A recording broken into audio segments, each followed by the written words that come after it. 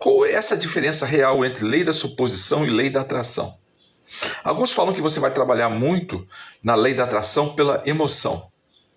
Outros que você, quando faz a suposição, você supõe de uma certa maneira o mundo como é. Então vamos explicar. Na lei da suposição, normalmente você concebe, você percebe o mundo que está ao seu redor como aquele mundo ideal, um mundo que você acredita que merece, que tem direito a ser, e você percebe na lei da suposição ao seu redor isso. Você faz um esforço para perceber isso. Na lei da atração, você faz umas etapas. Você primeiro pede o que você quer para o mundo e se sente emocionalmente ligado a isso, e depois você prepara-se para receber. São mais passos. Aí as pessoas dizem, são aspectos da mesma lei. Outros falam, é uma lei cósmica e que tem várias formas de você atuar. Então eu vou falar de uma maneira que talvez vocês entendam melhor. Essa é a minha visão, a visão metafísica, esotérica e metafísica que eu coloco.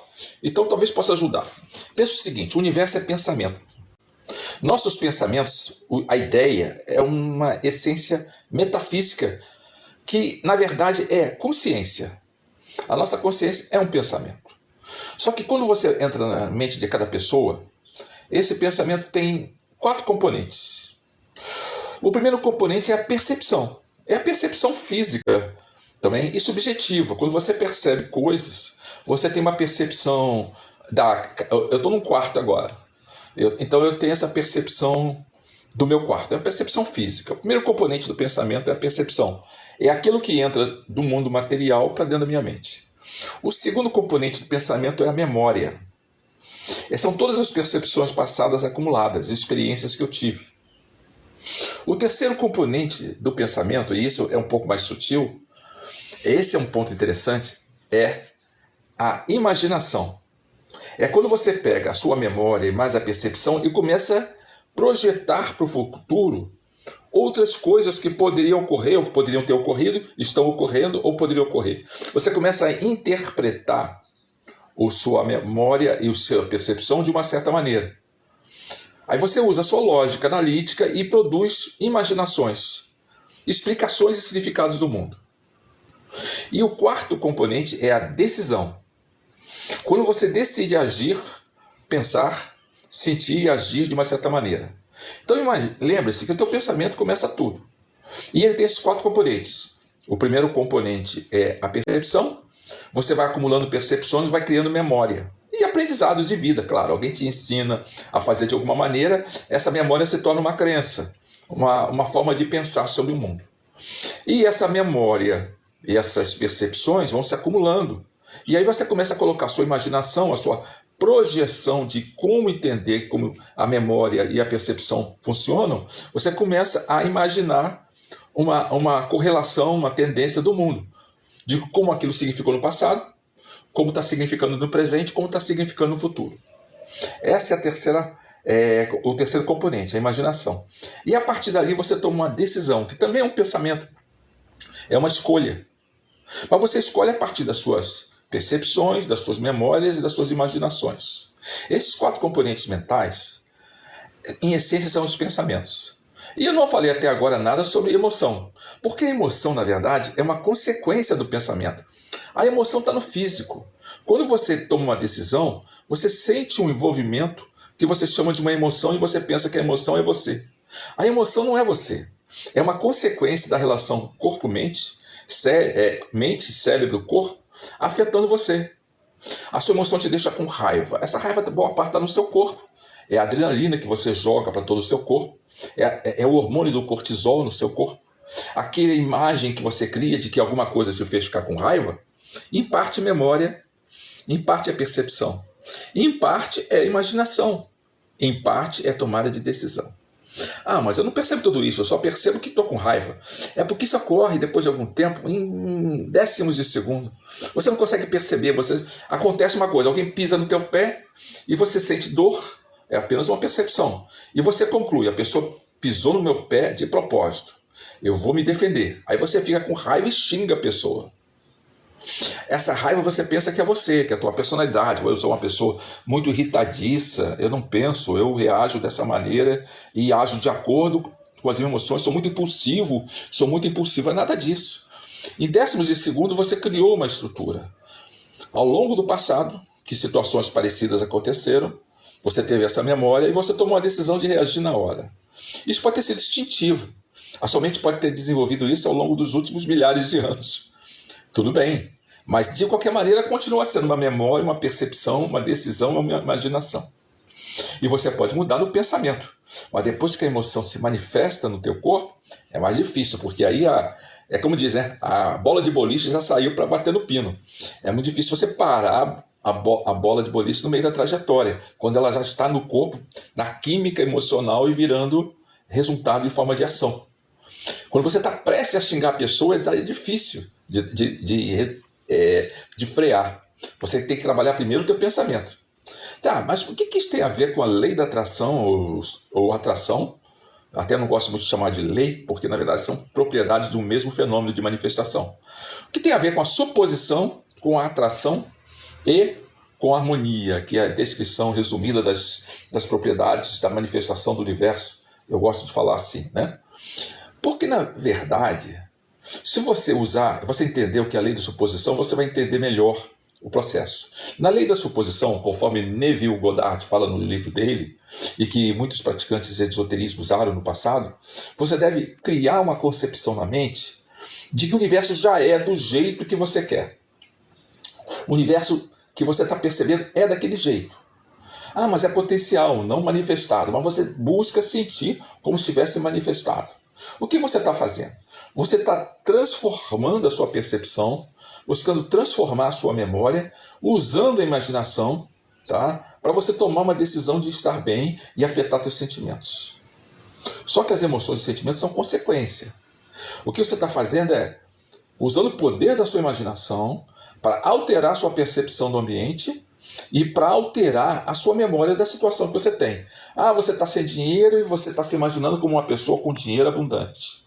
Na lei da suposição, você olha para o redor e diz o seguinte: eu já tenho o sucesso todo, eu sou uma pessoa com dinheiro abundante. Essa é a lei da suposição na prática, a técnica. Se você observar bem, você tem que trabalhar a mudança da sua percepção. Trabalhar também a mudança da sua memória, através da imaginação. A decisão de como agir fica em consequência. O que você está fazendo com isso? Você está usando a sua imaginação para alterar a sua forma de perceber o mundo sensorial que você está vendo. Você visualiza que está com muito dinheiro mesmo não tendo. Então você está mudando, alterar a sua percepção. Tem um esforço de concentração bastante grande em usar bem, né? A lei da suposição. E eu já observei que as pessoas mais emocionais, quer dizer, mais envolvidas com a própria intensidade emocional, têm uma certa facilidade. Por que isso? Porque elas já trabalharam tanto intensamente se sentir emocionalmente envolvidas a partir dos pensamentos, que elas têm uma maior facilidade em perceber o mundo de uma forma diferente do que estão vendo.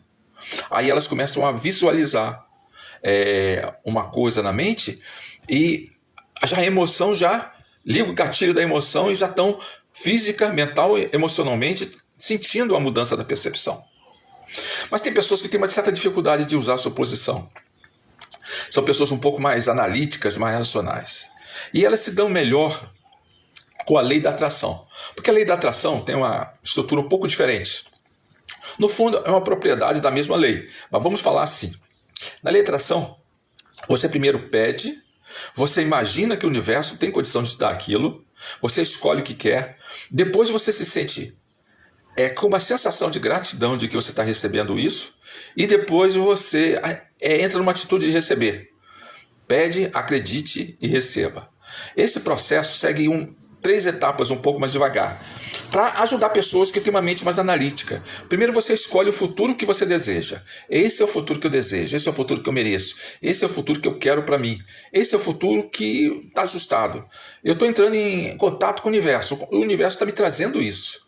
E o potencial está se transformando em algo manifestado. Então o que você faz? Você primeiro trabalha a sua percepção? Não. Você trabalha primeiro a sua decisão. A decisão de obter o que você deseja. Você trabalha mais a memória? Não, você sabe que o passado não era exatamente com a posse daquela coisa que você deseja. Mas você, a partir da sua decisão, você trabalha a sua imaginação. E você trabalha fortemente a decisão que esse é o mundo que você quer, essa é a realidade que você quer manifestar, e essa é a decisão que você tomou, e você vai se sentir dessa maneira. Aí a memória e a percepção se tornam secundárias. Você usa a decisão, a escolha analítica consciente, e envolve-se para a visualização pela imaginação. E depois você entra na atitude de ação, quer dizer, se envolve com uma emoção positiva já físico-corpo de entrar em ação. Espero que eu tenha explicado essa diferença na forma, na prática. Então, pessoas mais racionais, mais analíticas, que têm um pouco mais de dúvida, elas costumam ter mais facilidade de usar a prática da atração, conforme é descrita nos livros do casal Hicks, né? Conforme é descrito no Segredo. E as pessoas mais assim, emocionais, elas às vezes têm mais facilidade com a lei da suposição, onde você sente plenamente o universo ao teu redor com uma coisa que, se fosse só pelo sensorial, você não percebe. Mas você sente que o mundo mudou. Mas ao mesmo tempo eu tenho uma certa dúvida, mas eu não tenho certeza como entrar em emoção. Como fazer a emoção ir através da minha decisão. Existe também um terceiro caminho, que eu chamo o caminho da intuição. O primeiro é o caminho racionais, o segundo caminho é das pessoas mais racionais, e o terceiro caminho é das pessoas mais intuitivas. É aquelas que não estão muito preocupadas, porque tem certeza absoluta que o universo vai dar para elas tudo que é necessário, tudo que é justo, tudo que é merecido, tudo que é correto, digno e bom. Elas às vezes nem precisam detalhar muito, visualizar muito. Elas estão trabalhando primeiro o quê? Primeiro a sensação de imaginação. E a partir da sensação de imaginação elas sabem que o universo vai entrar em ação. Então tudo que passou sobre a memória e a percepção não é importante. Elas trabalham só do nível da consciência, da imaginando que elas merecem um mundo perfeito. E aí envolvem-se emocionalmente para obter o resultado. Então percebam, as pessoas mais, vamos chamar assim, emocionais, vão se dar melhor com a lei da suposição, ou com a técnica, né? Ou com a propriedade da suposição, da técnica maior de manifestação. As pessoas assim, mais analíticas vão gostar muito da técnica ou da propriedade da atração. E as pessoas mais intuitivas apenas vão meditar, contemplar o mundo e saber que o mundo merece, e elas merecem do mundo, que tudo aconteça da melhor maneira.